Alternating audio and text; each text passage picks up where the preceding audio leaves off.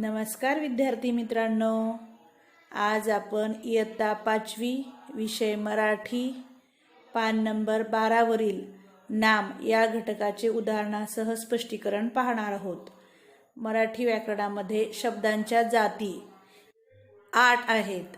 नाम, सर्वनाम, विशेषण, क्रियापद, क्रियाविशेषण अव्यय, शब्दयोगी अव्यय, उभयान्वयी अव्यय आणि केवल प्रयोगी अव्यय। आज आपण नाम ही शब्दाची जात पाहणार आहोत। प्रत्यक्ष दिसणाऱ्या किंवा कल्पनेने जाणलेल्या वस्तूंना किंवा त्या वस्तूच्या गुणधर्माला दिलेल्या नावाला व्याकरणात नाम असे म्हणतात। उदाहरणार्थ गोपाल, सीता, नदी, पर्वत, अमृत, स्वर्ग, धैर्य, कीर्ती, आनंद। नामाची संकल्पना पाहूयात। माधव आणि सरिता शाळेत निघाले। सरिताने पाण्याची बाटली दप्तरात ठेवली आणि मांजराला टाटा करून ती निघाली।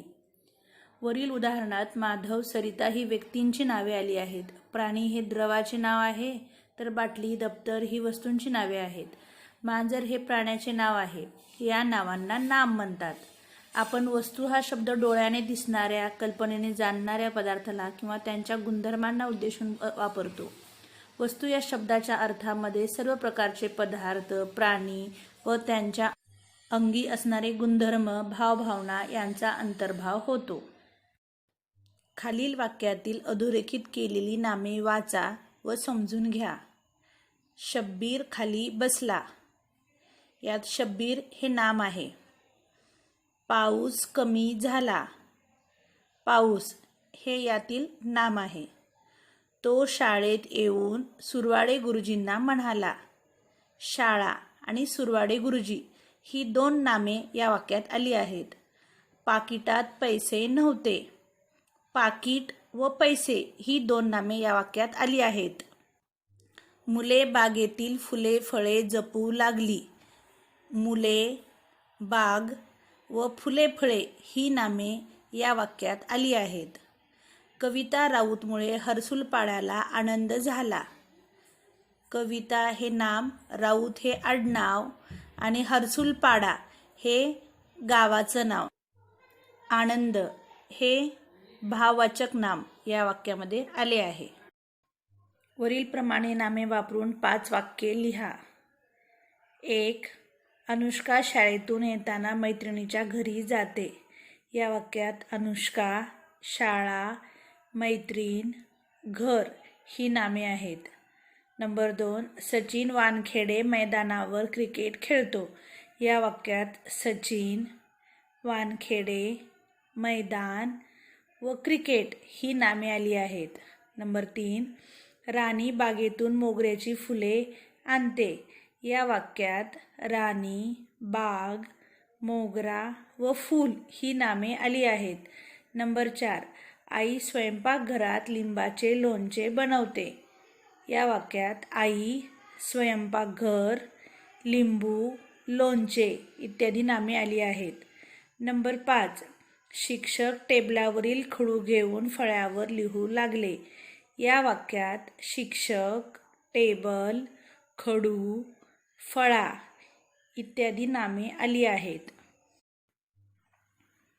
व्यक्ती, प्राणी, पक्षी, कीटक, वस्तू, पदार्थ, फळे, फुले, गावे, नद्या, गुण या प्रत्येक प्रकारची 10 नावे गटात चर्चा करून लिहा।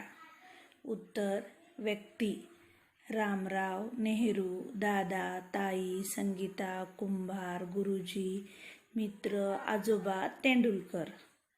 प्राणी: कुत्रा, वाघ, सिंह, शेळी, गाय, हत्ती, कोल्हा, बैल, म्हैस, मेंढा।